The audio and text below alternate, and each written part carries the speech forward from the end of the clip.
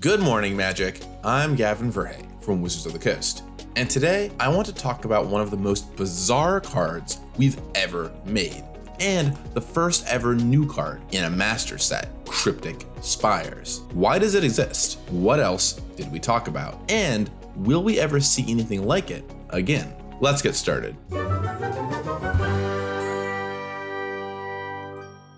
Magic has a long history of multicolored sets. From Invasion to Streets of New Capenna, it's a popular well we keep going back to. And to make the limited environments hum, it's always crucial there's mana fixing. The default for limited mana fixing have been dual lands that enter the battlefield tapped and make two different colors. From Invasion's original and simple cycle of these, to Return to Ravnica's Guild Gates, to Khans of Tarkir's Gain lands, to Strixhaven's Campuses, to Capenna's Sacrifice lands, they've become a limited staple, and sometimes even appearing in sets that aren't dedicated multicolor sets, like Kaldheim's Snow Dual lands. Just helping make sure you can cast your spells and occasionally splash a color leads to better games of Magic. These are great for gameplay, but they can have some challenges. The first is that in heavy 3-color environments, you really need these to fix your mana, and specifically the right ones to fix your mana. And while there is some fun and skill for experienced drafters in figuring out how early to take your mana fixing, there's a lot less in learning the table just opened the wrong colors of dual lands, and your deck is going to be way worse as a result. It also makes it very difficult to pivot colors. If you're drafting Esper and have the mana fixing for it, and see Grixis is open in pack 2, moving into it is a major gamble. If you don't see the mana fixing, your deck may not function. This leads to a lot of drafts where you feel on rails after the first pack or so, and like your direction is a bit inflexible. Another issue is on the set design end. These eat up 10 card slots in a set, which could be other commons that help the format work. You can do something like drop 1 per pack, but in some formats that isn't enough. And if you just mix them in with the commons, then there's a lot of variance in how many you open. The draft environment for Double Masters 2022 was set to be all about 3-colored, multicolored, and it faced a lot of the above challenges. Everybody wanted mana fixing, and that meant you had to prioritize taking yours highly and just hoping it was opened. We could highly increase the density of mana fixing in the set, but especially for a master set full of powerful limited archetypes focused on synergy, that's not necessarily ideal. So we talked about other solutions. For example, what if at the end of the draft,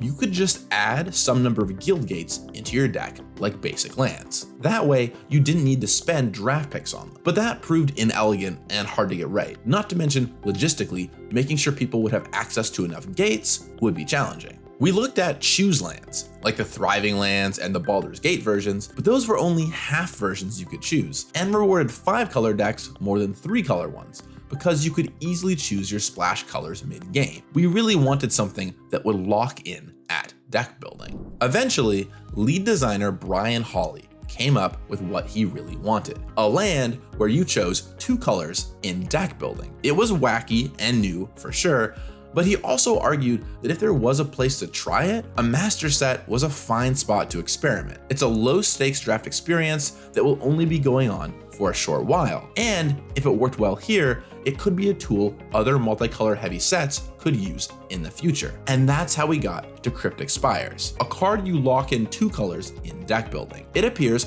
1 per pack, so there's plenty of mana fixing, but you don't have to worry that your colors won't be opened, or that you have to take an on-color dual land when you see one. There will be more Cryptic Spires in the draft, unless you're sitting next to Jeff, who's convinced he needs to draft every Cryptic Spires while silently getting a wider and wider grin on his face. We all know a Jeff. Seriously, what gives, dude?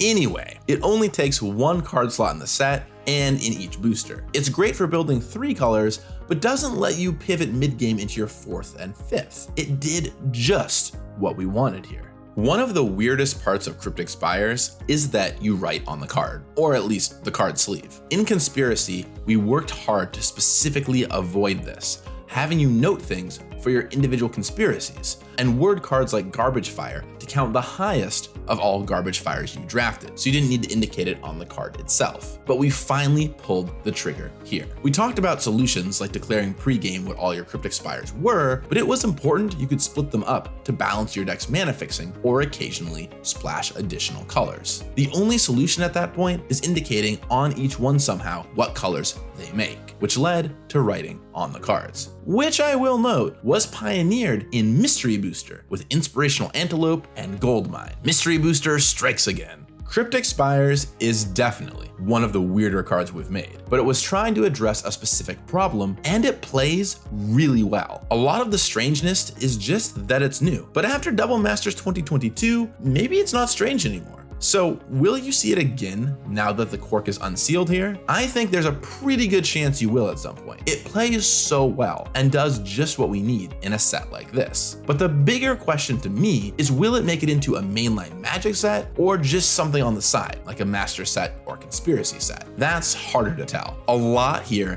depends on the player reaction, especially after you've tried it out. So what do you think? Let me know in the comments down below, and we'll take it back for talking about the future of Magic with. I hope this gave you some insight into Cryptic Spires, and I'll talk with you again soon. In the meantime, may your mana be perfect. You got this. Basilisk Gate. Using the new mana-fixing gate lands, like Citadel and Seagate from Baldur's Gate, these power up Basilisk Gate, letting a single Squadron Hawk represent burst damage in the air. Sacred Cat can also gain you a ton of life back, and Guardian of the Guild Pact is a nigh untouchable creature you can also pump up. After that, you've got a lot of great templates.